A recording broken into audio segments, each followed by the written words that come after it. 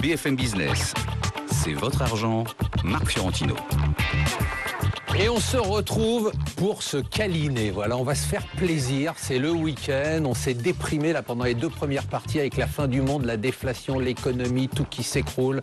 Les dessous sexy de Christine Lagarde, enfin des sujets, l'anti-sèche du samedi soir de l'or, enfin que des sujets angoissants. Et là, on va se faire des petits plaisirs, un petit plus. C'est le Little Extra, c'est ça votre concept, hein. André Torgman, vous êtes le patron fondateur de Little Extra. Vous allez nous raconter un peu cette aventure. Vous allez nous dire ce que c'est. Alors je vais vous interroger. Donc moi ça va être super sympa, très cool. Et ensuite c'est Laure qui va faire une... alors là ça va être très très dur. J'espère que vous êtes prêts. Alors moi j'ai juste envie de vous demander déjà qu'est-ce que c'est Little Extra. Alors il se trouve que je me suis promené au centre Beaugrenelle et que j'ai vu votre magasin, mais la plupart des gens ne le connaissent pas. J'espère que vous n'êtes pas vexés. Pas encore. On est une jeune enseigne qui milite chaque jour pour fêter les Little Extra de la vie. Et les Little Extra de la vie, c'est prendre le thé avec une copine, c'est faire la cuisine avec ses enfants, c'est fêter la bonne note de son fils à l'école. C'est tous ces moments extraordinaires de la vie qu'on va fêter au quotidien avec nos produits. Et nos produits, c'est ces produits qui vont accompagner nos clients pour... Par exemple c'est par exemple voilà, le thé avec ma copine, c'est quoi? C'est à 2 sur un bon public. Formidable thé, très bonne saveur, très bonne qualité.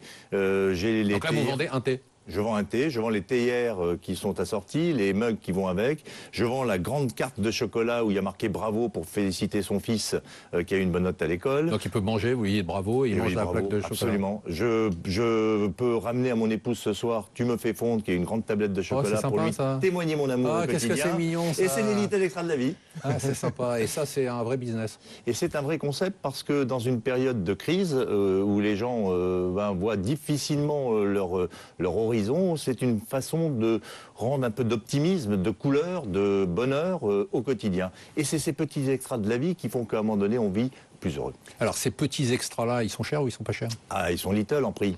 D'accord. Donc ils sont little aussi en prix. Parce que c'est toute l'idée d'avoir des produits extra. Ils sont little, c'est extra. Donc oui, little extra. Ah ouais. Je suis un roi du marketing. Et voilà, Marc. Toute l'idée, en fait, c'était de dire ne peuvent rentrer chez Little Extra que des produits extra. Donc on ne rentre pas un produit parce que le prix est petit, on rentre un produit parce que le produit est extra. Et on va nous organiser pour que le prix soit little et donc le rendre accessible au plus grand nombre. Soit pour se faire plaisir au quotidien, soit pour faire plaisir aux gens qu'on aime. Alors, j'ai regardé votre parcours, hein. Vous avez été prof, vous êtes toujours prof d'ailleurs, vous êtes redevenu prof, vous étiez prof à HEC, je crois. Absolument, pendant 20 ans. Pendant 20 ans. Eh oui. Ensuite, vous avez travaillé dans le groupe Auchan. J'ai dirigé le marketing, oui. Tout le marketing, vous avez dirigé. J'ai dirigé le marketing d'Auchan. J'ai envie de vous dire, qu'est-ce que vous allez... Vous comprenez le retail, vous l'avez étudié, vous l'enseignez. Oui. Qu'est-ce que vous êtes allé foutre dans cette galère de vous mettre vous-même en période de crise à ouvrir des magasins pour vendre de l'extra? Les gens ont besoin d'essentiel. D'abord, il vaut mieux oser entreprendre que risquer de ne rien faire. Donc, pourquoi... Ça là, les balles, ça là. Pourquoi vous l'aviez préparé, ça? Dans ma tête. Très bien. Pourquoi Little Extra? D'abord parce que créer une entreprise, c'est un exercice formidable.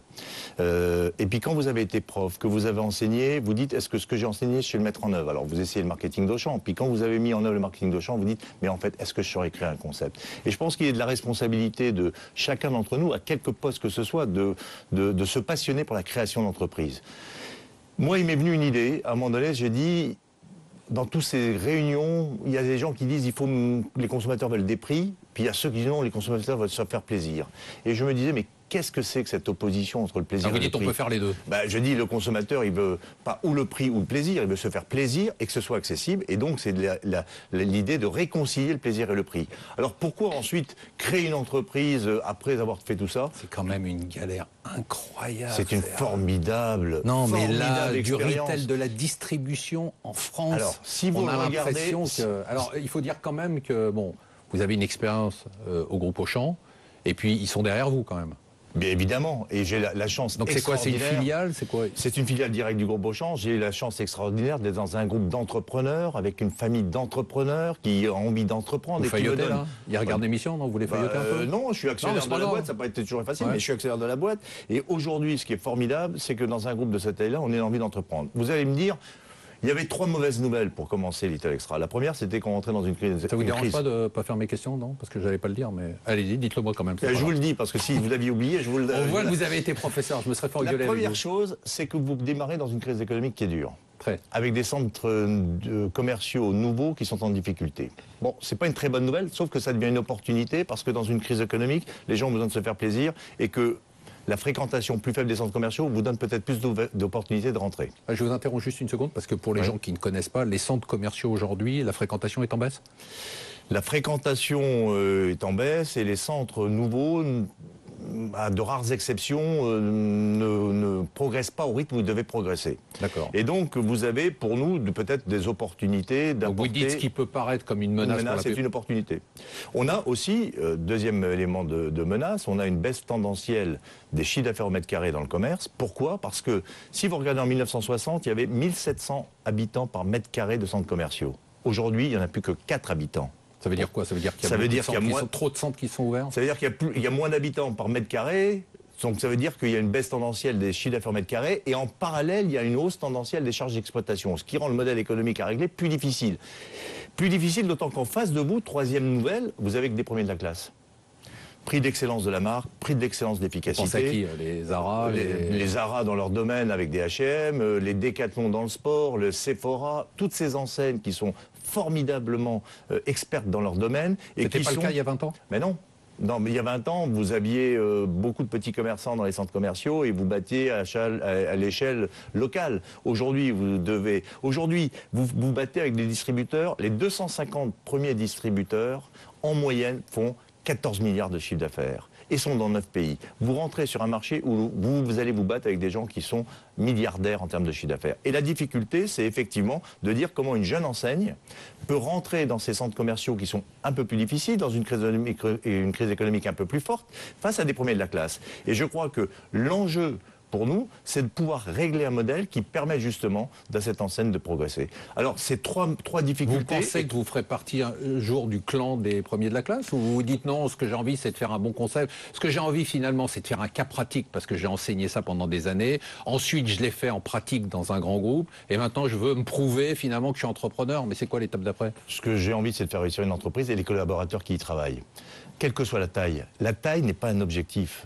Être gros, c'est pas un objectif. C'est de faire bien son travail et de pouvoir aujourd'hui faire réussir une entreprise en création avec des collaborateurs qui vont grandir dans cette entreprise et la faire grandir. C'est ça l'objectif. Mais ça, c'est un discours ou vous y croyez vraiment? Évidemment que j'y crois. Non seulement j'y crois, mais je me bats tous les jours au quotidien pour y parvenir. Et pas avec les moyens de la grande entreprise. Nous avons commencé dans un entrepôt non chauffé à Roubaix, avec des cartons sous les pieds. Vous voulez nous la jouer Steve Jobs, là? Dans votre garage. Mais je crois que les vraies entreprises naissent dans un garage ou dans un entrepôt non chauffé. Alors justement, quand on est dans un grand groupe comme Auchan, finalement vous avez un statut qui est un peu mixte. Hein. Vous êtes à la fois entrepreneur et à la fois vous êtes dans un grand groupe. Vous réussissez à rester entrepreneur? Totalement. Ouais, vous vous sentez entrepreneur? Ah ben non seulement je me sens entrepreneur, mais je vis la vie d'un entrepreneur. Vous réveillez la nuit en sueur en vous disant demain, si ça fait moins 5 ans. Pour se réveiller, il faut déjà dormir. C'est ça. Donc non, c'est la vie d'un entrepreneur au quotidien. Et si le groupe Auchan est un formidable soutien, il n'empêche qu'à l'école Auchan, vous faites vos preuves par vous-même. On ne vous donne pas la becquée dans la bouche. D'accord, mais ils vous ont appris quand même. Vous leur avez appris, ils vous ont appris. J'ai appris en enseignant à HEC, j'ai appris en faisant du marketing chez Auchan, et j'apprends encore plus tous les jours en créant une entreprise. Pourquoi vous êtes revenu à l'enseignement? Parce que c'est la boucle. Parce que je pense qu'aujourd'hui, ce que j'ai emmagasiné comme information par ces différentes expériences, je dois la restituer à des jeunes pour qu'ils aient eux aussi envie d'entreprendre. Vous êtes un missionnaire. Donc vous êtes prêt maintenant pour l'épreuve terrible? Aïe, aïe, aïe, aïe, aïe. Allez-y. C'est quoi aujourd'hui? C'est l'anti-sèche? Non, c'est pas l'anti-sèche, Marc, vous êtes déçu. Non, c'est l'interview Petit Plus, Little Extra Petit Plus. C'est une idée de Marc, c'est pas la mienne, donc c'est un peu nul. C'est dégueulasse de faire ça. C'est lui qui m'a proposé ça. Donc on va faire une interview Petit Plus. Quel est le Petit Plus qui a convaincu Gérard Muliez de vous embaucher comme directeur marketing? D'être simple. Quel est le petit plus qui vous a permis de ne pas vous planter à l'ouverture de Little Extra? Le travail. Et la passion. Quel est le petit plus que vous avez gardé d'HEC? Les élèves. Vous êtes resté en... pardon, je peux interrompre? Non. Vous êtes resté en contact avec eux? Non, mais je revois quotidiennement, enfin pas quotidiennement, mais je m'arrive de rencontrer les élèves et c'est toujours un énorme plaisir de voir des élèves qui se souviennent 20 ans après de vos cours. Moi, je me souviendrai dans 20 ans de Marc aussi, c'est pareil. Ça m'aura beaucoup Je serais déjà marqué. mort depuis longtemps. Quel est le petit plus que vous recherchez chez vos collaborateurs? La passion, les valeurs, l'exigence. Quel est le petit plus qui vous ferait tout arrêter? C'est pas un petit plus, ce serait un petit moins, ce serait une défaillance physique. Ah, alors j'ai une autre question. Quel est le petit plus qui vous ferait vendre vos parts? Rien. Non, mais bon, il y a un prix pour tout. Si on met un petit chèque... L'âge. demain, là. Mais on fait ça pour faire réussir l'entreprise, et si elle réussit, peut-être par bonheur, on gagnera un peu d'argent. Et quel est le petit plus que vous ne vendez pas encore? Je vais le trouver sur le salon Maison et Objets demain.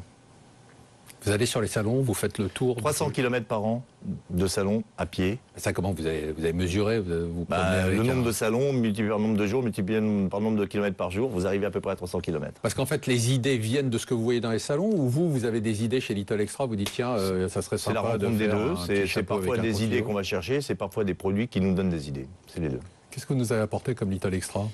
Les petits plus de la vie. Parce que nous, on a des petits Du plus de thé. la vie. Alors il y avait la possibilité Et d'avoir surtout du que c'est thé. pas cher, vous pourriez nous apporter pas mal de trucs. Je pensais que vous Ah alliez mais je peux venir. vous en apporter plus un. Ah mais Ouais. franchement, allez-y. Mais je qu'est-ce les que ai vous nous avez là, apporté, là je vais vous apporter un flacon Ouais. qui a été une des grosses ventes pour C'est nous. votre best-seller ou pas? Ça a été une énorme vente. C'est un joli flacon d'huile d'olive faite en Europe, délicatement posé sur votre table avec des recharges que nous vendons. Et voyez ce cadeau que je Ouais. trouve formidable qui vient C'est normal, c'est vous qui le vendez. Bah oui, que vous pouvez mettre sur votre table, qui va faire l'objet d'une Ça belle vaut quoi, discussion pour vos dîners en ville, eh ben c'est 8,50 €. Et pour 8,50 €, vous allez pouvoir faire un cadeau qui va remplacer parfois le bouquet de fleurs, parfois la tarte ou parfois la bouteille de vin prise un peu à l'improviste Est-ce chez qu'elle est soi. bonne? Elle est excellente. Et elle ça est faite- ressemble à non, une bouteille de parfum, non? Oui, c'est bon. ça ressemble à une bouteille de parfum qui Il faut pas se elle-même tromper, quoi. Il était... faut pas se foutre de l'huile d'olive.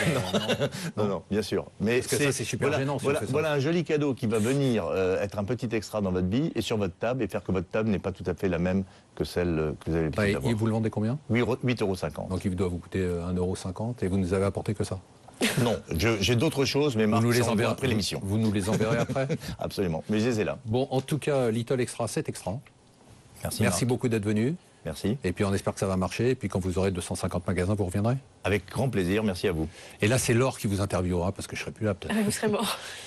Et nous, on se retrouve tout de suite pour parler d'un sujet passionnant que Laure a trouvé. C'est l'idée de Laure, les obligations. Vous allez voir, c'est incroyable.